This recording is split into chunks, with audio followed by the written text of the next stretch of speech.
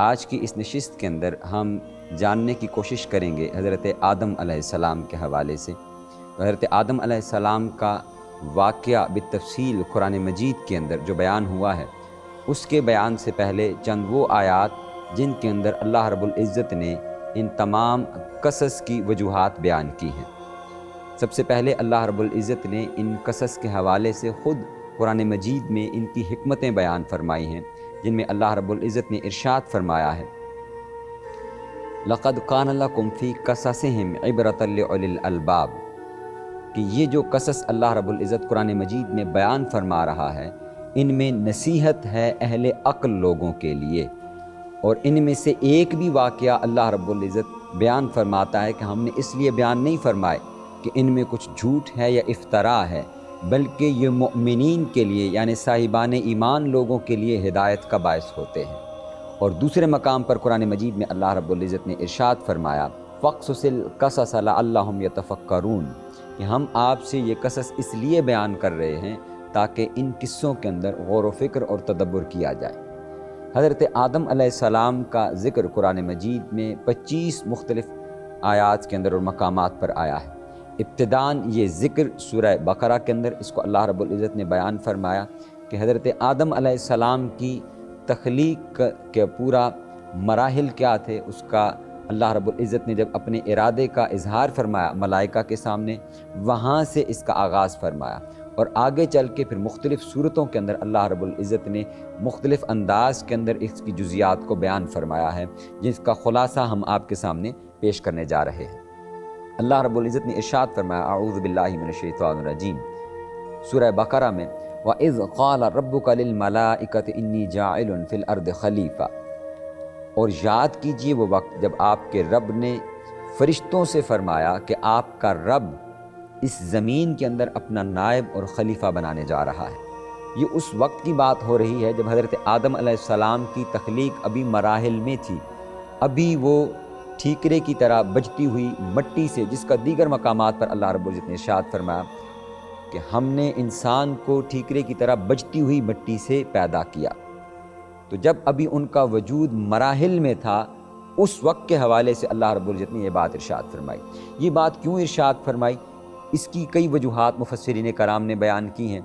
ان میں سے چند ایک میں آپ کے سامنے آپ کی خدمت کے اندر پیش کر دیتا ہوں۔ اس میں سے ایک وجہ یہ تھی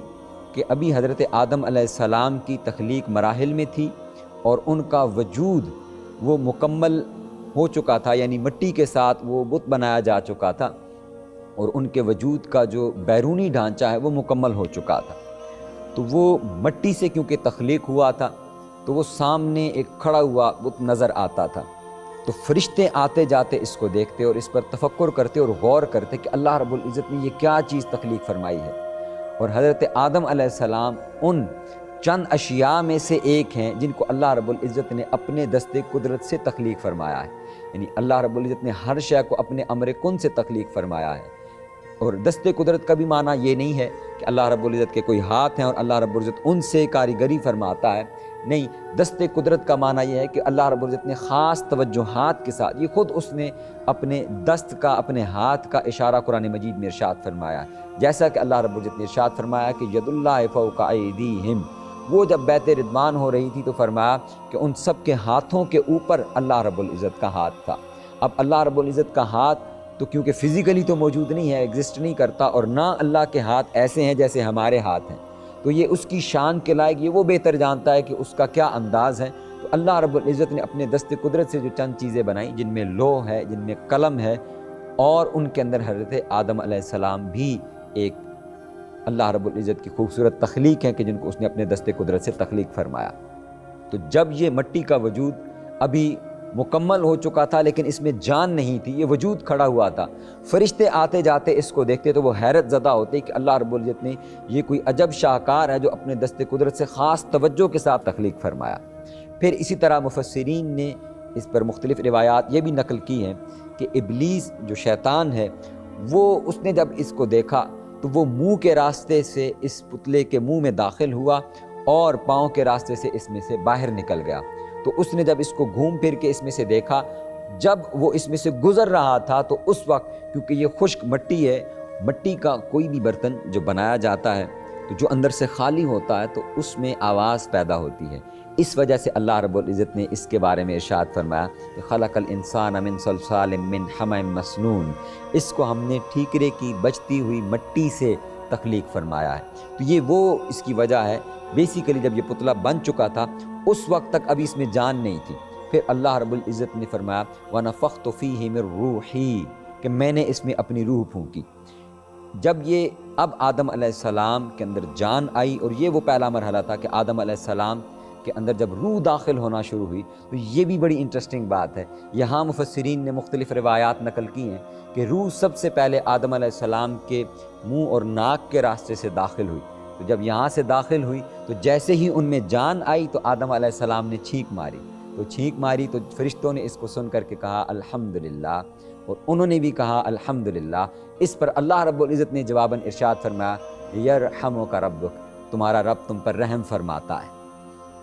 یہ وہ پہلا مرحلہ تھا۔ پھر اسی طرح ان کے اندر روح داخل ہوتی چلی گئی اور ان کے پاؤں تک روح مکمل ہوئی اور ان کے پورے جسم میں جان آ گئی۔ ابھی ان کے ٹانگوں کے اندر جان نہیں آئی تھی، آدھے جسم تک جان پہنچی۔ تو آدم علیہ السلام کے بارے میں آتا ہے کہ انہوں نے چلنے کی کوشش کی، آگے بڑھنے کی کوشش کی، تو کیونکہ نچلے حصے اور نچلے دھڑ کے اندر ابھی جان موجود نہیں تھی تو اس کی وجہ سے وہ گر پڑے، اور پھر ان کو سنبھال کر کھڑا کیا گیا، اور پھر ان کے پورے جسم میں جب جان آ چکی، اس کے بارے میں بھی قرآن مجید میں آتا ہے جو اللہ رب العزت نے ارشاد فرمایا ہے کہ انسان جو ہے وہ جلد باز واقع ہوا ہے، اور بعض مفسرین نے اس پر یہی روایات نقل کی ہیں کہ اس سے مراد در حقیقت آدم علیہ السلام کا وہ عمل ہے کہ جب ان میں ابھی پوری طرح روح داخل نہیں ہوئی تھی، اس کے حوالے سے اللہ رب العزت نے ارشاد فرمایا کہ بیسیکلی انسان جو ہے اس کے اندر جلد بازی کا عنصر پایا جاتا ہے۔ اب جب آدم علیہ السلام کی تخلیق کا عمل مکمل ہو چکا، اس سے پہلے ایک اور چیز میں عرض کرتا چلوں کہ جب وہ پتلا تھا وہاں پر، تو جس کو فرشتے حیرت سے دیکھا کرتے تھے، اس پر اللہ رب العزت نے فرشتوں کی حیرت دور کرنے کے لیے فرمایا کہ یہ جس کو تم حیرت اور تجسس کے ساتھ دیکھ رہے ہو، یہ جو در حقیقت وجود تمہارے سامنے کھڑا ہوا ہے، اس کو میں زمین میں اپنا نائب اور خلیفہ بنانے جا رہا ہوں۔ حاضرین مکرم، محترم ناظرین، یہاں پر بڑی اہم چیز ہے جو ہمارے سمجھنے کے لیے ہے، جس کو اللہ رب العزت نے ارشاد فرمایا کہ ہم نے تمہارے لیے یہ قصص اس لیے بیان کیے ہیں تاکہ تم ان میں غور و فکر کر سکو۔ وہ اہم نقطہ کیا ہے جس طرف اللہ رب العزت اس کلام مجید کے اندر اشارہ فرما رہا ہے؟ وہ یہ ہے کہ فرشتوں نے اس کو دیکھ کر دو اعتراضات کیے، جس کو اللہ رب العزت نے قرآن مجید میں بیان فرمایا۔ اللہ رب العزت ارشاد فرماتا ہے قرآن مجید کے اندر کہ فرشتوں نے اعتراض کیا کہ باری تعالیٰ، یہ جو وجود تو نے بنایا ہے اور جس کو تو اپنی نیابت اور خلافت دینے جا رہا ہے، یہ قالوا اتجعل فیہا من یفسد فیہا ویسفک الدماء، باری تعالیٰ کیا تو اس کو اپنا نائب بنائے گا؟ یہ تو فساد پھیلانے والا ہے اور خون ریزی کرنے والا ہے۔ یہ دو اعتراضات انسان اور آدم کے وجود پر فرشتوں کی طرف سے وارد ہوئے۔ اس کی وجوہات مفسرین کرام نے یہ بیان کی ہیں کہ بیسیکلی انسان کی تخلیق سے پہلے جنوں کو زمین پر آباد کیا گیا اور ان کی تخلیق آگ سے ہوئی تھی، اور انسان کی تخلیق کے اندر مٹی، آگ اور پانی اور ہوا کے عناصر شامل ہیں، جس کی وجہ سے ان کے ذہن کے اندر یہ بات آئی کہ وہ جو آگ سے پہلے تخلیق ہوا ہے وہ زمین پر جھگڑالو ہے، جھگڑے کرتا ہے آپس میں ایک دوسرے کے ساتھ اور خون ریزی کرتا ہے۔ تو جنوں کے اس عمل پر قیاس کرتے ہوئے فرشتوں نے یہ بات کی کہ یہ بھی اسی طرح فساد کرے گا اور خون ریزی بپا کرے گا۔ تو اللہ رب العزت نے اس کے جواب میں ارشاد فرمایا انی اعلم ما لا تعلمون، جو میں جانتا ہوں وہ تم نہیں جانتے۔ یہاں ایک اور اہم بات یہ ہے کہ فرشتوں نے اس کے ساتھ ساتھ اپنی دو صفات اور خصوصیات بھی بیان کی۔ انہوں نے عرض کیا کہ باری تعالیٰ نحن نسبح بحمدک ونقدس لک، باری تعالیٰ ہم تیری بارگاہ کے اندر تیری تسبیح، تیری تقدیس، تیری حمد بیان کرتے ہیں، تو انسان کو اور آدم کو نیابت دینے جا رہا ہے، اپنی خلافت دینے جا رہا ہے۔ اب اس کے بعد جب آدم علیہ السلام کے اندر روح پھونکی جا چکی، ان کے اندر جان آئی، تو بڑی اہم چیز وہ یہ ہے کہ سب سے پہلی چیز انسان اور آدم میں جان آ جانے کے بعد جو اللہ رب العزت نے انسان کو اور آدم کو عطا کی وہ علم عطا کیا۔ اللہ رب العزت فرماتا ہے وَعَلَّمَ آدَمَ الْأَسْمَاءَ، کہ ہم نے آدم کو علم سکھایا کائنات کی مختلف اشیاء کے ناموں کا۔ تو انسانیت کی ابتدا جو ہو رہی ہے وہ علم سے ہو رہی ہے۔ یہاں سے یہ بات اخذ ہوتی ہے کہ علم انسانی زندگی کے لیے بقا کی حیثیت رکھتا ہے، کہ اگر انسان کے پاس علم نہ ہو تو انسان کا وجود ادھورا ہے، وہ انکمپلیٹ ہے، وہ نامکمل ہے۔ اس لیے انسان کو ہر لمحہ اپنی بقا کے لیے علم حاصل کرتے رہنا چاہیے۔